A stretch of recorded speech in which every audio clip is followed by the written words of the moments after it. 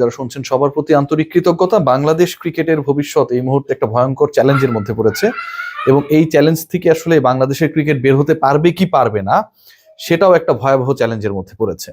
কেন বলছি, এখন থেকে আমি কন্টেন্টটা যখন রেকর্ড করছি তার 10 মিনিট আগে ESPN ক্রিক ইনফো তারা জানিয়েছে যে বাংলাদেশের বিশ্বকাপ খেলা না খেলা ইস্যু, ভারতে গিয়ে বাংলাদেশ দল বিশ্বকাপ খেলবে কি খেলবে না সেই ইস্যু নিয়ে যে আলোচনাটা শুরু হয়েছিল চলতি মাসের জানুয়ারি মাসের 4 তারিখে, আজকে 21 তারিখ, আজকে সিদ্ধান্ত হবার কথা ছিল, সেটা এমন একটা পর্যায়ে গেছে যেখানটায় আসলে বাংলাদেশের সামনে এই মুহূর্তে অপশন হচ্ছে দুটা।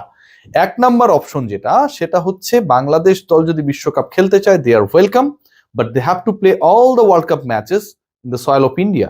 মানে বাংলাদেশের বিশ্বকাপ খেলার একমাত্র অপশনই হচ্ছে ঠিক যেভাবে শিডিউল করা হয়েছিল, বাংলাদেশ দল 7 তারিখ 9 তারিখ তারপরে 12 তারিখ 17 তারিখ এরকম একটা শিডিউল ছিল, আপনারা সবাই জানেন, যেখানকার প্রথম 3টা ম্যাচ কলকাতায় খেলার কথা ছিল ইডেন গার্ডেন্সে, এবং সর্বশেষ ম্যাচ সেই ম্যাচটা হওয়ার কথা ছিল মুম্বাইয়ের ওয়াংখেড়ে স্টেডিয়ামে। সো যে শিডিউলটার কথা আমরা সবাই জানি, যে শিডিউলটা করা হয়েছিল, according to that schedule not even any option has been given by the BCCI যে কলকাতার বাইরে আমরা বাংলাদেশের খেলাগুলো চেন্নাইতে দিব, অন্য মাঠে দিব, এরকম একটা আলোচনা আমরা শুনেছিলাম। সেরকম কোনো অপশন নাই। বাংলাদেশকে যদি বিশ্বকাপ খেলতে হয় ভারতের মাটিতে খেলতে হবে, এবং ভারতের মাটিতে পার্টিকুলারলি যে দুটা ভেন্যুর কথা বলা হচ্ছে মুম্বাই এবং কলকাতা, সেখানটায় গিয়ে খেলতে হবে, অপশন 1। দ্বিতীয় যে অপশনটা ICCর এখান থেকে দেয়া হয়েছে, আজকে যে বোর্ড মিটিংটা হয়েছে, খুব দীর্ঘক্ষণের মিটিং হয়েছে তাও কিন্তু না, 1-1.5 ঘন্টার মধ্যে সিদ্ধান্ত হয়ে গেছে। সেখানটায় বলা হয়েছে বাংলাদেশ যদি এই শর্ত না মানে তাহলে বাংলাদেশকে কুইট করতে হবে, এবং বাংলাদেশের রিপ্লেসমেন্ট মানে বিশ্বকাপে সি গ্রুপে বাংলাদেশ থার্ড টিম হিসেবে 1 2 3 1 2 3 4 যে সেটিংটা করা হয়েছে সেখানটায় বাংলাদেশকে রিপ্লেস করবে স্কটল্যান্ড।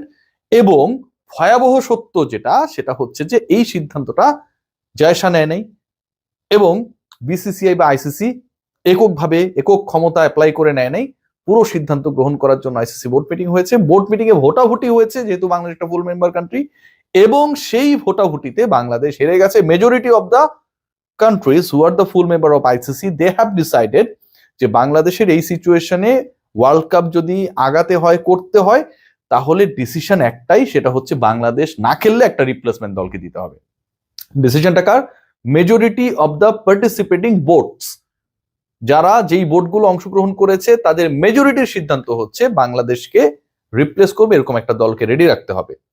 এই মিটিং থেকে যে সিদ্ধান্ত এসেছে, যে মিটিংটা শেষ হয়েছে কিছুক্ষণ আগে, সেটা আরো গুরুত্বপূর্ণ সিদ্ধান্ত, এবং সেখানটায় বাংলাদেশকে একটা লাস্ট চান্স দেওয়া হয়েছে।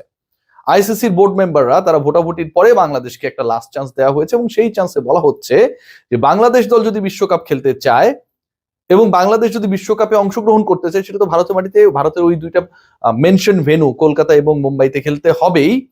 যদি বাংলাদেশ না খেলতে চায় সেটার জন্য বাংলাদেশকে একদিন সময় বাড়িয়ে দেওয়া হয়েছে, যে by 22nd of this month, মানে আগামীকালের মধ্যে এটা জানাতে হবে যে বাংলাদেশ দল whether they want to take part in the upcoming World Cup in the soil of India or not। আগামীকালের মধ্যে বাংলাদেশ দলকে জানিয়ে দিতে হবে। তার মানে আগামীকালের মধ্যে ফরমালি এই ডিসিশনটা আমরা পেয়ে যাব যে বাংলাদেশের বিশ্বকাপ ভবিষ্যৎটা আসলে কি, কোন পথে।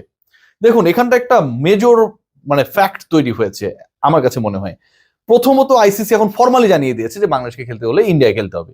এর আগে কিন্তু ফরমাল এরকম কোন ধরনের ডিক্লারেশন ফ্রম দ্য ICC আমরা পাই নাই। দ্বিতীয়ত ICC যে board member, full members country যারা রয়েছে, তারাও ফরমালি তাদের ডিসিশন দিয়েছে, they are the part of the voting. So voting এ তারা যখন অংশগ্রহণ করেছে সেখানটায় তারা এটা এনশিওর করেছে যে বাংলাদেশ যদি খেলে বাংলাদেশকে, তাদেরও মত এটা যে ইন্ডিয়াতে খেলতে হবে, আদারওয়াইজ বাংলাদেশের রিপ্লেসমেন্ট নিতে হবে।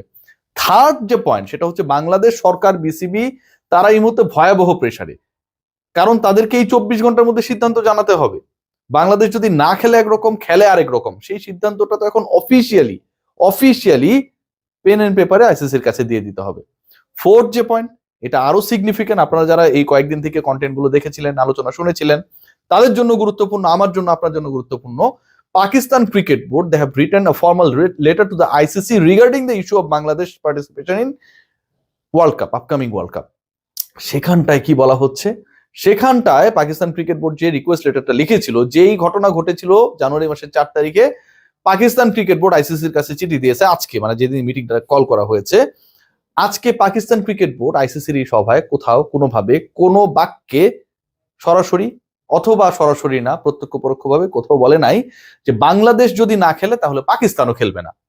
এই যে আলোচনাটা ছিল, পাকিস্তানের ক্যাম্প বন্ধ করে দেয়া, বিশ্বকাপ প্রস্তুতি বন্ধ করে দেয়া, বাংলাদেশ যদি না খেলে তাহলে পাকিস্তানও খেলবে না, বাংলাদেশ পাকিস্তান ভাই ভাই, এবার ইন্ডিয়া কই যায়, মানে এরকম একটা যে সিচুয়েশন ক্রিয়েট হয়েছিল, যে বাবল তৈরি হয়েছিল, যে মিডিয়ায় নিউজগুলো এসেছিল, পাকিস্তানি মিডিয়ায় এই নিউজগুলো আসার পর আমরা সেগুলোকে ফলো আপ করেছি। আইসিসির ফর্মাল মিটিং এ এরকম কোনো স্ট্যান্স পাকিস্তান নেয় নাই, despite they have been connected, they were connected with the government level. বাংলাদেশের সরকারি পর্যায়ে থেকেও পাকিস্তানের সাথে যোগাযোগ করা হয়েছিল, পাকিস্তানের গণমাধ্যম জানিয়েছিল। সেই পাকিস্তান শেষ পর্যন্ত বাংলাদেশের পক্ষে ছিল ঠিকই, যে ঠিক আছে বাংলাদেশের দাবিটাকে বিবেচনা করা হোক, কিন্তু কোনো স্ট্রেংথ মানে অ্যাকশন আমরা দেখি নাই পাকিস্তানের পক্ষ থেকে, যে তারা বাংলাদেশ না খেললে, বাংলাদেশকে ন্যায্য অধিকার যদি দেয়া না হয়, বঞ্চিত করা হয়, তাহলে তারা অংশগ্রহণ করবে না। এই যে 4টা জায়গা বললাম, আমার কাছে মনে হয় বাংলাদেশের জন্য রিয়েলিটি বুঝতে এটা হেল্প করবে। এর আগে কি মনে হয়েছিল যে বাংলাদেশ একা না, আরো অনেকের সাপোর্ট রয়েছে, আসলে বাংলাদেশের সাথে কেউ নেই, নাম্বার 1। নাম্বার 2, বাংলাদেশ একা না থাকলেও, বাংলাদেশের সাথে অন্য দেশ না থাকলেও পাকিস্তান পিসিবি অ্যাটলিস্ট রয়েছে, সেটাও ফর্মালি এই মুহূর্তে নেই, কারণ তারা অংশগ্রহণ করবে, তারা লজিক্যালি আগাচ্ছে। নাম্বার 3, যেটা আমরা মনে করেছিলাম যে এখানে 2-2 হতে পারে, 3-1 হতে পারে, ভেনুস গুলোর ব্যাপারে একটা নেগোসিয়েশনে আসতে পারে, বাংলাদেশে কিছু ম্যাচ শ্রীলঙ্কায় হলো, কিছু ইন্ডিয়ায় হলো, দুপক্ষ জিতলো, 2 দেশ জিতলো, পলিটিক্যালি কেউ হারলো না, ক্রিকেট কূটনীতির জায়গায় বাংলাদেশ কিছুটা হলেও একটা ব্রিদিং স্পেস পাবে, সেটাও হয় নাই। 4 যে চিন্তাটা ছিল, সেখানটায় মনে করা হচ্ছিল যে বাংলাদেশের ভেনুস গুলো ঠিক আছে, যে ইন্ডিয়ায় ওই ভেনুতে সমস্যা তৈরি হচ্ছে, অন্তত একটা অ্যাপ্রোচ থাকবে from the BCCI and the ICC, যে ঠিক আছে তুমি ইন্ডিয়াতেই খেলো, ইন্ডিয়ার অন্য ভেনুতে আমরা তোমাকে দিচ্ছি, একটা সান্ত্বনা পুরস্কার পেতাম যে আমরা অংশগ্রহণ করিনি, ভালো কথা, তারা আমাদেরকে বলেছে, তারা আমাদেরকে চেষ্টা করেছে অ্যাকোমোডেট করার জন্য, সেটাও করা হয়নি। বাংলাদেশের কোনো দাবি, not a single demand has been fulfilled at to this meeting. কোনো দাবি মানা হয়নি, কোনো দাবি নিয়ে কোনো ধরনের প্রগ্রেসিভ পজিটিভ রিপোর্ট নেই। কোনো মেম্বার কান্ট্রি, ফুল মেম্বার কান্ট্রি বাংলাদেশের এই ইস্যুতে ইন্ডিয়াকে, বিসিসিআই কে, আইসিসি কে বলে নাই যে বাংলাদেশের ভেন্যু ঠিক আছে, ইন্ডিয়াতেই খেলুক, অন্য ভেন্যুতে গিয়ে খেলুক, অন্য যেখানটায় সিকিউরিটি তুলনামূলকভাবে ভালো, রিস্ক ফ্যাক্টর কম, সেখানটায় গিয়ে খেলুক, এই আলোচনাটা পর্যন্ত কোনো ফুল মেম্বার কান্ট্রি করে নাই। এটা আমার কাছে মনে হয় বাংলাদেশের ক্রিকেট ডিপ্লোমেসির একটা বিগ ডিফিট। আমরা খেলতে চাইনি, ভালো কথা, আমাদেরকে অপশন দেওয়া হয়েছে, খেললে ইন্ডিয়ায় খেলতে হবে, না খেললে না, আমরা হয়তো সেকেন্ড অপশনটাই চুজ করবো যে আমরা খেলবো না, কিন্তু ক্রিকেট ডিপ্লোমেসিতে আমাদের পক্ষে যে কেউ ওই স্ট্রং ভয়েসটা রেজ করলো না, কেউ অন্তত এটা বললো না যে ইন্ডিয়ার মধ্যেও ভেন্যুটা চেঞ্জ করা হোক, আমরা ওটাতেও খেলতাম না, কিন্তু এই কথাও তো কেউ বললো না। এটা আমার কাছে মনে হয় বাংলাদেশের ক্রিকেট ডিপ্লোমেসিতে একটা বিগ